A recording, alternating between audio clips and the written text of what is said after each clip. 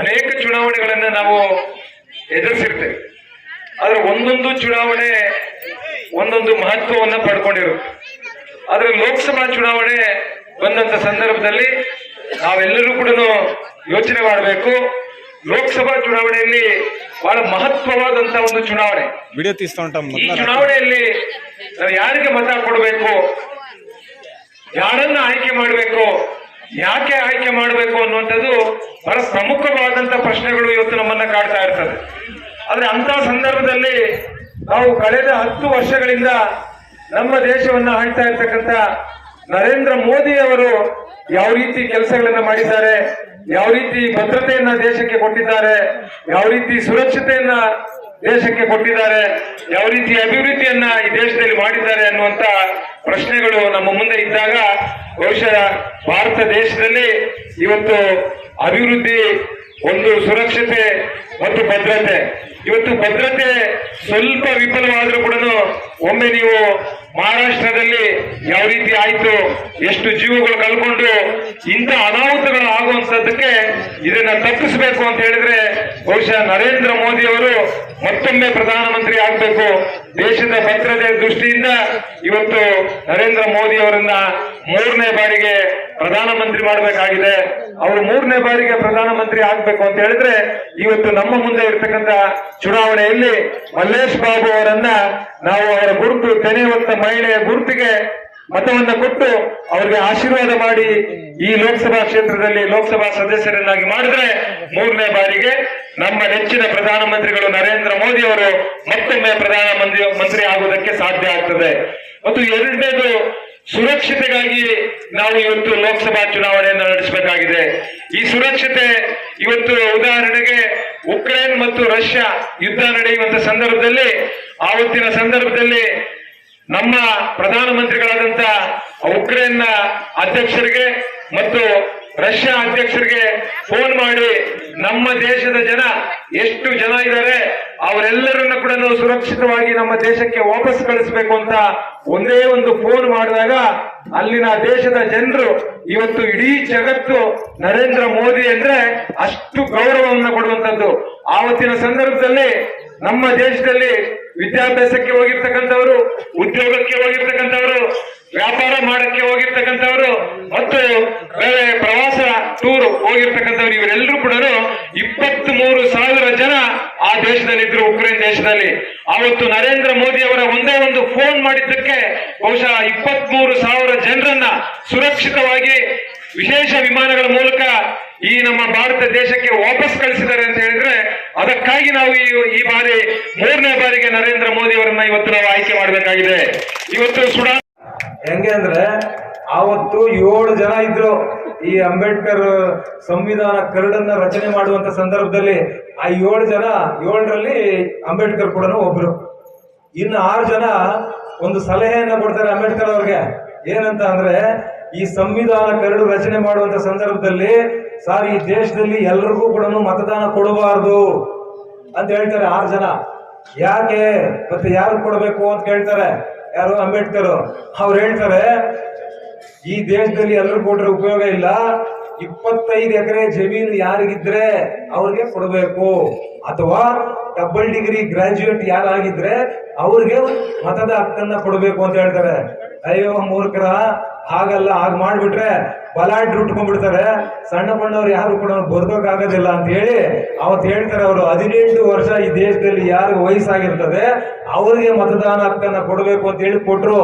ಅಥವಾ ಯಾರ ಜೊತೆಯಲ್ಲಿದ್ರಲ್ಲ 6 ಜನ, ಅವ್ರ ಮಾತುಗಳೇನಾದ್ರು ಕೇಳಿದ್ದಿದ್ರೆ ಬಹುಶಃ ಇಲ್ಲಿ ಮುಂದೆ ವೇದಿಕೆ ಮುಂದೆ ಯಾವ್ದಾದ್ರು ಇದೆಯಪ್ಪ ಗೌಡ್ರದಲ್ಲಿ 25 ಎಕರೆ 25 ಎಕರೆ ಇಲ್ಲಾಂದ್ರೆ ಯಾರಿಗೂ ಓಟ್ ಸಿಗ್ತಾ ಇರ್ಲಿಲ್ಲ. ನಾವು ಇವತ್ತು ಅಂಬೇಡ್ಕರ್ ಅವರನ್ನ ನೆನೆಸ್ಕೊಳ್ಬೇಕು.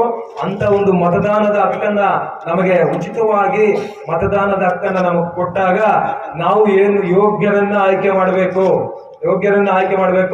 ಇವತ್ತು 10 ವರ್ಷಗಳಲ್ಲಿ ಯಾವೆಲ್ಲ ಅಭಿವೃದ್ಧಿಗಳನ್ನ ಬಹುಶಃ ಭಾರತ ದೇಶವನ್ನೇ ಇವತ್ತು ಒಂದು ರೀತಿ ನೋಡ್ತಾ ಇದ್ದಾರೆ. ಮೊದಲು ಹಿಂಗಿರ್ಲಿಲ್ಲ. ಇವತ್ತು ಇಡೀ ಜಗತ್ತು ಮೆಚ್ಚುವಂತ ವ್ಯಕ್ತಿ ಈ ದೇಶದಲ್ಲಿ ಯಾರಾದ್ರೂ ಇದ್ರೆ, ಈ ಜಗತ್ತಿನಲ್ಲಿ ಯಾರಾದ್ರೂ ಇದ್ರೆ ಅದು ನಮ್ಮ ನೆಚ್ಚಿನ ಪ್ರಧಾನಮಂತ್ರಿಗಳಾದಂತ ನರೇಂದ್ರ ಮೋದಿ ಅವರು. ಚುನಾವಣೆಯಲ್ಲಿ ನಮ್ಮ ಮೈತ್ರಿ ಪಕ್ಷಗಳ ಅಭ್ಯರ್ಥಿ ಮಲ್ಲೇಶ್ ಬಾಬು ಅವರನ್ನ ನೀವು ಆಯ್ಕೆ ಮಾಡಬೇಕು, ಆಶೀರ್ವಾದ ಮಾಡಬೇಕು, ಅವ್ರ ಲೋಕಸಭಾ ಸದಸ್ಯರನ್ನ ಕಳಿಸ್ಬೇಕು ಅಂತ ಹೇಳಿ ಎಲ್ಲರಲ್ಲೂ ಕೂಡ ಕೈ ಮುಗಿದು ವಿನಂತಿಯನ್ನು ಮಾಡ್ತಾ, ಈಗ ಆನೂರು ಇವತ್ತು ಕಾಂಗ್ರೆಸ್ ಪಕ್ಷ ಭ್ರಷ್ಟ ಪಕ್ಷ ಆಗಿ ಕೊಟ್ಟಂತ ಗ್ಯಾರಂಟಿಗಳು ಈಡೇರಿಸದೆ 1,00,000 ಕೋಟಿ ಸಾಲ ಮಾಡಿ ಮೊದಲನೇ ವರ್ಷದಲ್ಲೇ 5 ಕೋಟಿ ಮತದಾರರ ಮೇಲೆ 20,000 ಸಾಲ ಹೊರಿಸಿರುವಂತ ಪಕ್ಷ. ತಾವು ಯಾರು ವೋಟ್ ಹಾಕ್ಬೇಕು, ಏನು ಯಾವ ತರ ವೋಟ್ ಮಾಡಬೇಕು, ಮತದಾನ ಗ್ರಾಮ ಪಂಚಾಯತಿನಿಂದ, ಜಿಲ್ಲಾ ಪಂಚಾಯತಿನಿಂದ, ವಿಧಾನಸಭೆಯಿಂದ ನಿಮ್ಗೆಲ್ಲ ಗೊತ್ತಿರ್ತದೆ. ಯಾವ್ಯಾವ ಪಕ್ಷಕ್ಕೆ ಯಾರ್ಯಾರಿಗೆ ಯಾವ ತರ ಮತ ನೀಡಬೇಕು ಅನ್ನೋದ್ರ ಬಗ್ಗೆ ಹೇಳಂಗಿಲ್ಲ. ಇನ್ನು ಚಿಂತಾಮಣಿಯಲ್ಲಿ ಬಂದಾಗ, ಕೋಲಾರ ಮೀಸಲು ಕ್ಷೇತ್ರ ಬಂದಾಗ ಎಲ್ಲ ಕಾಂಗ್ರೆಸ್ ಅಭ್ಯರ್ಥಿಗಳಿಗೆ, ಕಾಂಗ್ರೆಸ್ ಕಾರ್ಯಕರ್ತರಿಗೆ, ಕಾಂಗ್ರೆಸ್ ಮುಖಂಡ್ರೆ, ಇವತ್ತಿರುವಂತ ನಮ್ಮ ಚಿಂತಾಮಣಿ ಮಿನಿಸ್ಟರ್ ಆಗಿರ್ಬೋದು, ಅವರ ಜಿಲ್ಲಾ ಮುಖಂಡ್ರೆ ಬಿಜೆಪಿ ಗೊತ್ತ್ರಿ ಅಂತೇಳಿ ಬಿಜೆಪಿ ಪರವಾಗಿ, ನರೇಂದ್ರ ಮೋದಿ ಅವರ ಪರವಾಗಿ ಮಾತಾಡಿರೋಂಥವನ್ನೆಲ್ಲ ನೀವು ನೋಡ್ಬೋದು. ಹೋದ್ಸಲಿ ಎಲ್ಲ ಕಾಂಗ್ರೆಸ್ ಕಾರ್ಯಕರ್ತರು ಬಿಜೆಪಿ ಪಕ್ಷದ ಕಡೆ ನೀವು ಮತ ನೀಡಿದ್ದೀರಿ. ದಯವಿಟ್ಟು ಅದೇ ತರ ಮತ ಕೊಡಬೇಕು. ಇವತ್ತು ನರೇಂದ್ರ ಮೋದಿ ಅವರ ನೆಚ್ಚಿನ ಗುರುತು ಕಮಲ. ಕಮಲದ ಅವರು ಇನ್ನೊಂದರ ಗುರುತು, ನೆಚ್ಚಿನ ಗುರುತು ಯಾವ್ದಪ್ಪ ಅಂದ್ರೆ ತೆನೆ ಹೊತ್ತ ಮಹಿಳೆ ಕಮಲಮ್ಮ ಅಂತ ಹೇಳಿದ್ರು. ಸಂತೋಷ. ಆ ಗುರುತಿಗ ತಾವೆಲ್ಲ ಮತ ಕೊಡ್ಬೇಕು.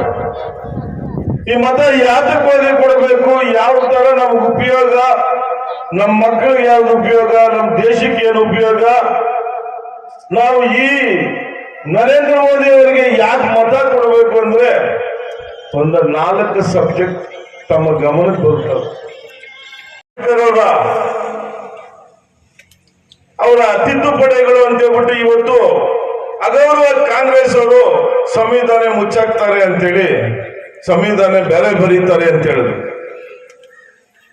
ಯಾವ ತರ ಸಂವಿಧಾನ ಮುಚ್ಚಕ್ಕಾಗುತ್ತೆ? 5 ತಿದ್ದುಪಡಿಗಳು ಬಿಜೆಪಿಯಲ್ಲಿ ಮಾಡಿರುವುದು. ಸಂವಿಧಾನದಲ್ಲಿ ಯಾವುದೋ ಒಂದು ಕಾಲಮ್ ಅಲ್ಲಿ 5 ತಿದ್ದುಪಡಿಗಳು ಒಂದು ಪೇಜ್ ಅಲ್ಲಿ ಮಾಡಿರೋದು. 95 ತಿದ್ದುಪಡಿಗಳು ಮಾಡಿದ್ದು ಕಾಂಗ್ರೆಸ್. 95 ತಿದ್ದುಪಡಿಗಳು ಅಂಬೇಡ್ಕರ್ ಅವರು ಬರೆದಂತ ಸಂವಿಧಾನದಲ್ಲಿ 97 ತಿದ್ದುಪಡಿಗಳು ಮಾಡಿದ್ರು. ಅವರು ಪಾರ್ಲಿಮೆಂಟ್ 1947ರಲ್ಲಿ ಎಲೆಕ್ಷನ್ ನಡೆದಿಲ್ಲ. 5 ವರ್ಷಗಳ ಕಾಲ ಹಂಗೆ ಆಯಿಸ್ಕೊಂಡು ಯಾರ್ಯಾರು ಗಣ್ಯ ವ್ಯಕ್ತಿಗಳನ್ನ, ಯಾರು ಸ್ವತಂತ್ರಕ್ಕೆ ದುಡಿದ್ರು ಅವ್ರನ್ನೆಲ್ಲ ಸೇರಿ ಎಲೆಕ್ಷನ್ ಮಾಡ್ದಿರ ಪಾರ್ಲಿಮೆಂಟ್ ಮಾಡಿದ್ರು. ಅದರಲ್ಲಿ ಕಾನೂನು ಸಚಿವರಾಗಿ ನಮ್ಮ ಸಂವಿಧಾನ ಶಿಲ್ಪಿ ಅಂಬೇಡ್ಕರ್ ಅವರು ಅದರಲ್ಲಿದ್ದು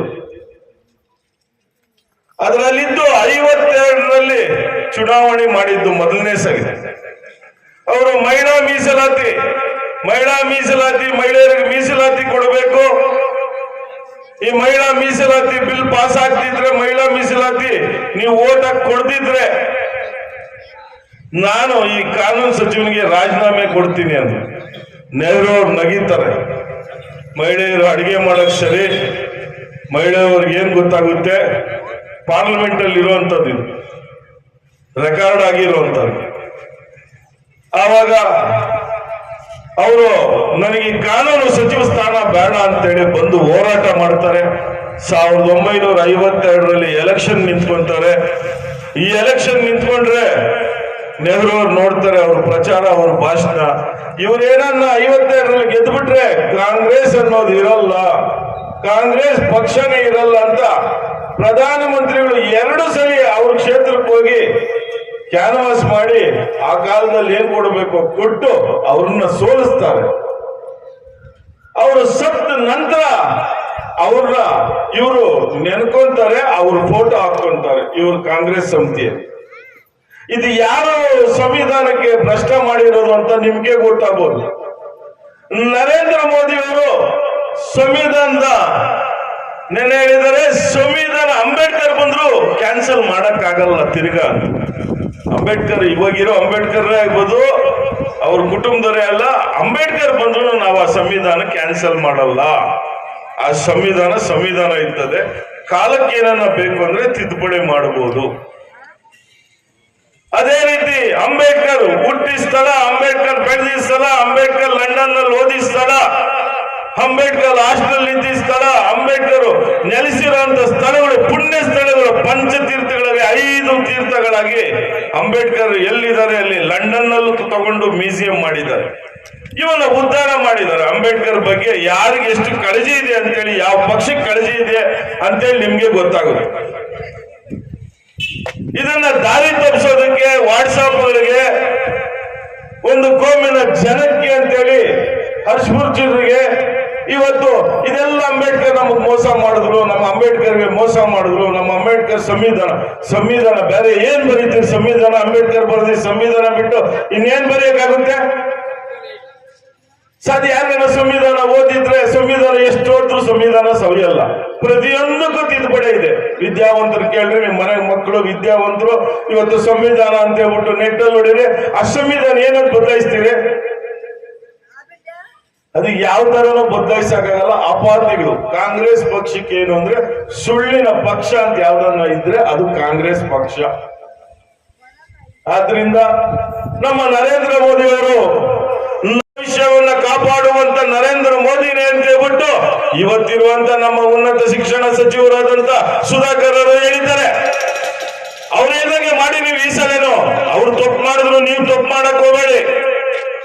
ಕಾಂಗ್ರೆಸ್ ಕಾರ್ಯಕರ್ತರು ನೀವು ಯಾವುದೇ ರೀತಿ ತಪ್ಪು ಮಾಡಕ್ ಹೋಗಬೇಡಿ.